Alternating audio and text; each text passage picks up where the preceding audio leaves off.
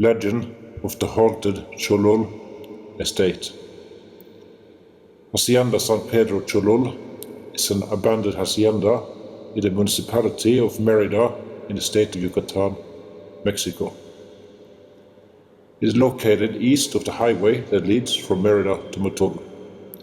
The name San Pedro Cholul refers to the apostle Simon Peter, and Cholul, that in Mayan language means wood in the water. This hacienda had its maximum splendor during the Henneken boom in the late 19th and the early 20th centuries. The folk legend tells two dark stories dating back to those times, trying to explain the origin of the spell. The first of them says there was a couple of workers on the hacienda who were about to marry. Before this happened, a foreman of the hacienda outraged the girl. In revenge, the fiancé took the life of the foreman. But the poor peasant, being a good person, could not carry the death of a fellow man. He committed suicide shortly. When the workers' parents, who were sorcerers, heard about this, they cursed the hacienda and everyone who was found in it. The second version tells that in 1910, the patron of the hacienda was a cruel man who enjoyed mistreating and humiliating his workers, tossing coins from his balcony to pay them for the work done without offering them a salary. On one occasion, when he returned from a trip, all the workers were waiting for him in a rage. They got him out of the car and killed him at the doorstep of the big house. When they thought he was dead, the workers were greatly surprised. A huge red tail, like that of the devil, came out of his trousers.